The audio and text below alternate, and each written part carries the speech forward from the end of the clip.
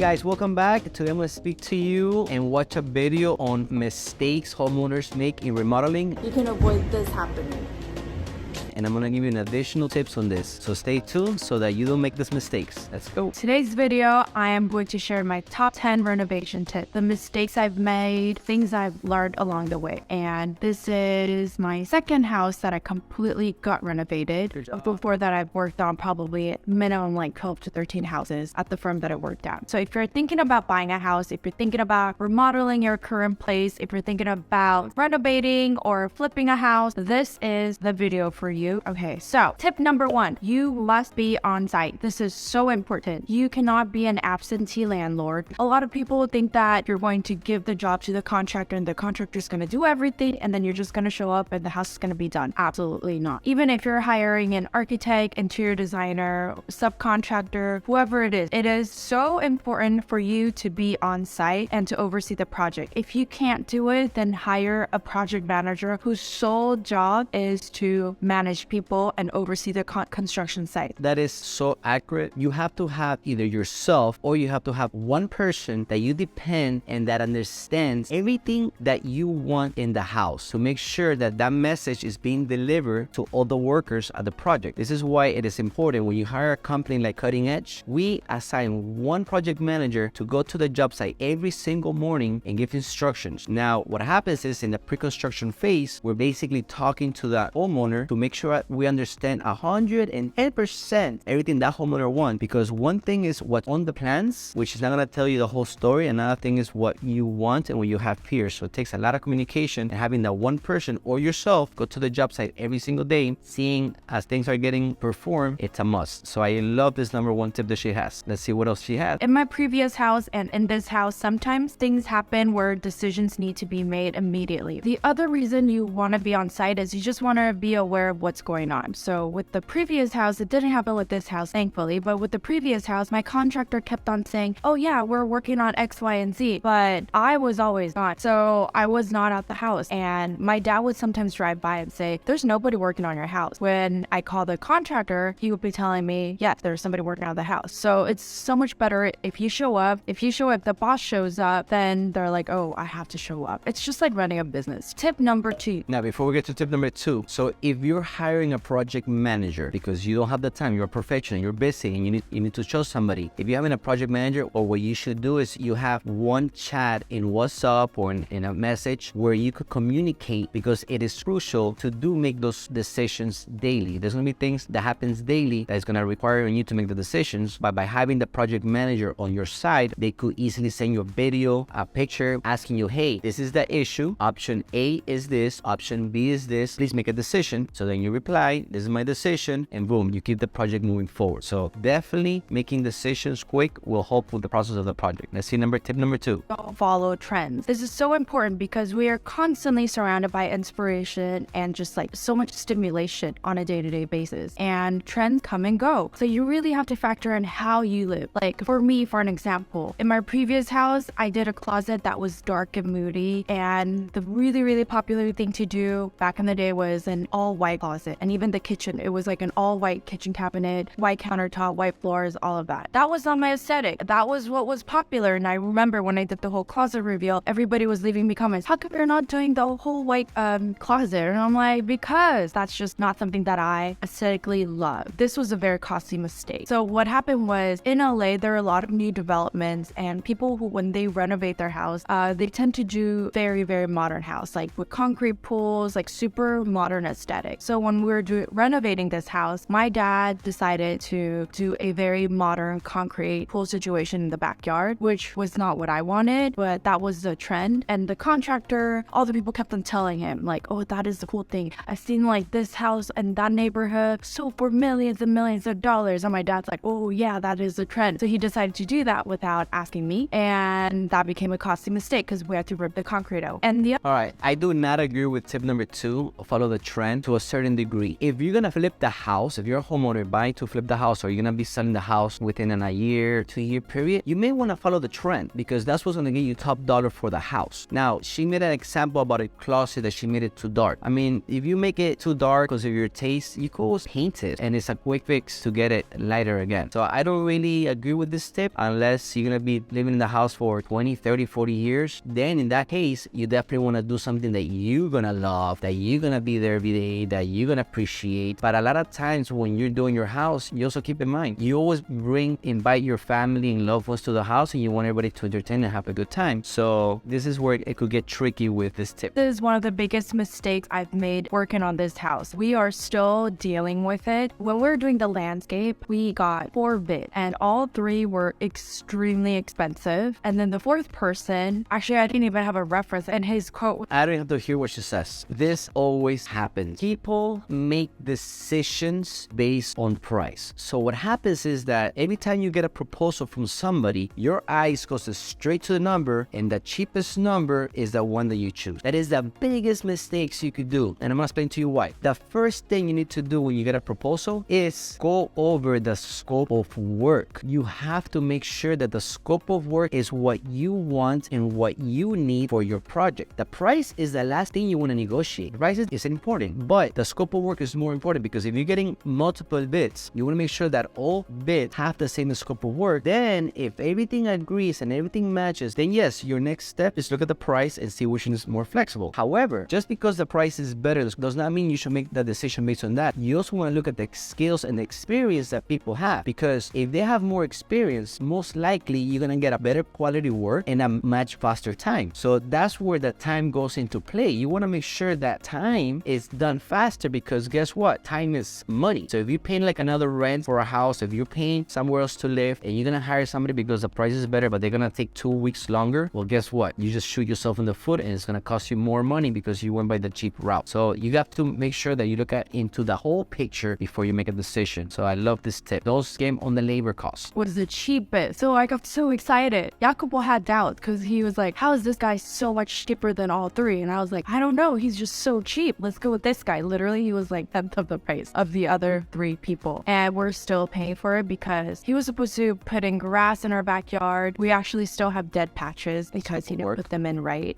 He was super flaky. The other thing was he was supposed to do like this water system. He was just not up for the job. Biggest mistakes that I've made. I wish I could take that back. Oh my gosh, thinking about those times. Yeah, so don't just go with the cheapest person, because sometimes you really do get what you pay for. Have a plan, a game plan. In Jacopo's ideal world, the best way to do any type of construction is not just do it head first, but actually plan things out. How are we going to use this space? Which walls do we want to demolish? How do we want the kitchen to be like? Just really, really thoughtfully thinking of it. Even when you're ordering furniture, you don't want to just order furniture just because you like it and be impulsive. With materials, you want to order samples first, whether it's online or buying it in person. See the wood, go to the marble yard, and make sure everything looks cohesive and works together. So having a plan initially will save you so much money in the end. Think about lighting as well. For us, lighting is so important in this house. We open up some walls because we want the light come in a specific way. Nowadays, there's so many great softwares online, free softwares that you can use to plan your space. For us, our interior architect did a 3D visualization or 3D modeling of what the kitchen was going to look like, what the bathrooms were going to look like. So that was very helpful because I could really visualize, see how the materials were going to tie in together, how we were going. Okay, so this also is a great tip. Have a plan. Now, to elaborate on this plan, it's not just the plan of the design. Yes, it is very important to have a design in picking materials, but before you even start construction, what we do at Cutting Edge is we have 3 phases. We have pre-construction phase, we have under construction phase, and we have completion phase. And we're very focused on the pre-construction phase to make sure we do a lot of things right. We do the plans, we select the finishes, we create a schedule. That's very important. That's something that she didn't mention. We finalize the finished materials. So we want to make sure that we put everything on paper, have a plan, a master plan of the project, so that the project manager or yourself, if you're going to be doing the project on your own, so that you could basically have a plan and week by week push on the plan. Week by week, you know what's happening. Week by week, you know what's coming. Now, having the schedule, a schedule that it's ideal for the project, there's a sequence that you need to follow in order to have a successful project. Having a schedule, it also allows gives you the ability to know when to order materials, when you're gonna send people to work, what comes next, and kind of plan things ahead of time so that you're not basically doing things on the rush. Amazing tip. Tip number 5, fix everything first before you move in. If you know you're going to fix it, just go ahead and fix it. Don't make the same mistake as we did. The contractor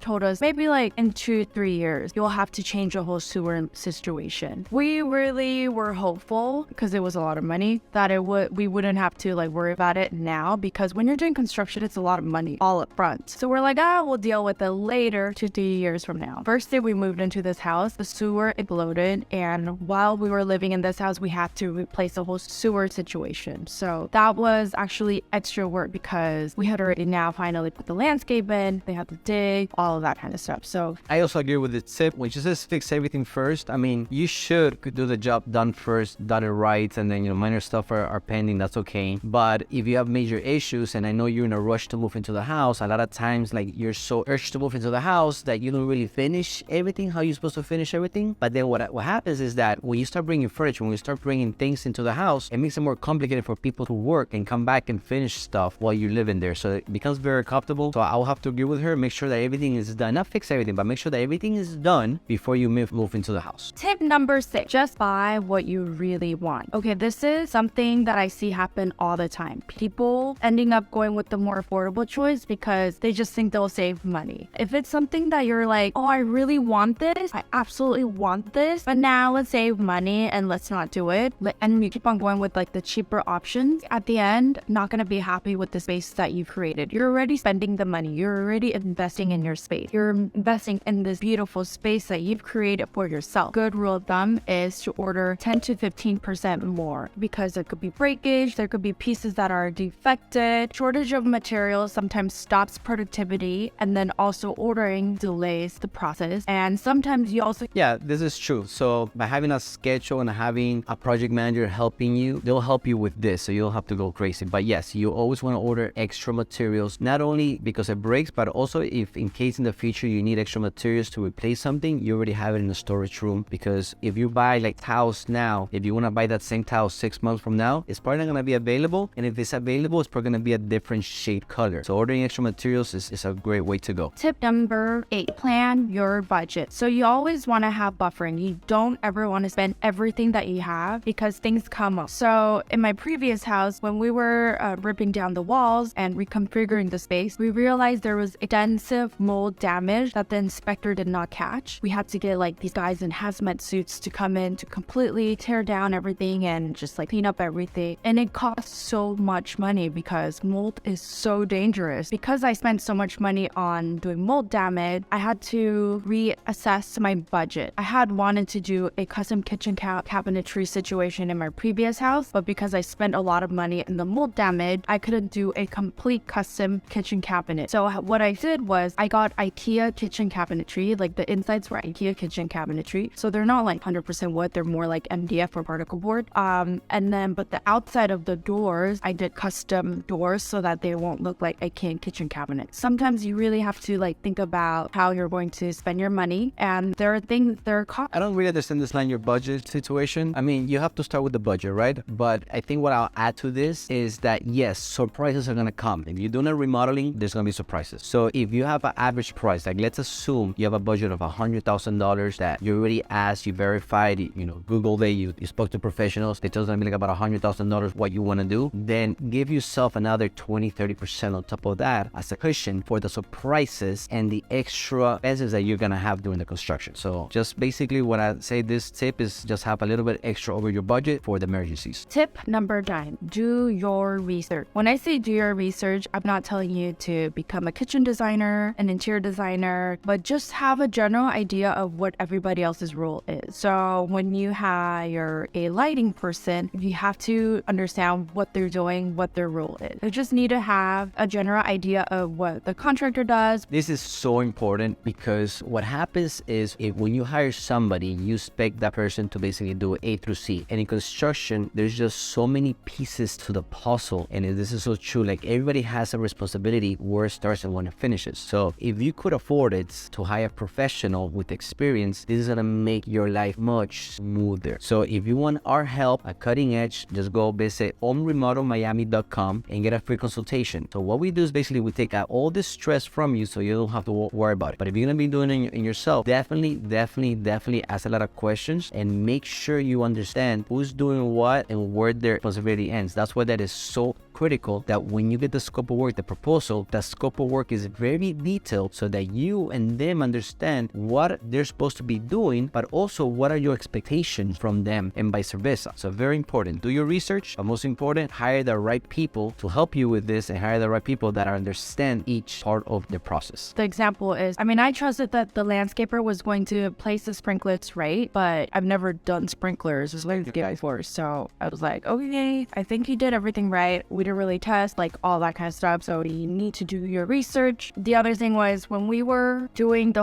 we have a whole smart home system in this house. So when we were doing like speakers, light, all of this, we actually did not hire a speaker person beforehand when we were doing the construction. We just did it ourselves, thinking like, oh, this. And this happens a lot when you do it yourself, guys, because you don't have the experience. So if you're doing something small, go for it. Shoot yourself on the foot and try it out, learn from it, because you're gonna make mistakes. But if you're gonna do a major renovation that you require a lot of people, an architect, a designer, a kitchen cabinet, electrician, demo, plumber, tile, paint, you need to hire an expert to do it. You need to hire a project manager that knows what they're doing, that has experience to get your project from A through C so that you save time and money, and most important, your health, because this is very stressful to manage so many people from beginning to end and making sure that they understand what you're saying. It could be a very stressful process if you do it wrong. Tip number 10, time management. So good things take time. Things just don't happen overnight. Unfortunately, everybody also isn't only working solely for you. If they are, that's great. But most contractors and subcontractors also have other jobs. You should not, I repeat, you should not hire people and being, okay, well, yeah, they don't work for me, they don't work for that, I understand they're going to another job, I have to be patient. No, doesn't work like that. If you plan your project right and you have a schedule that is right, done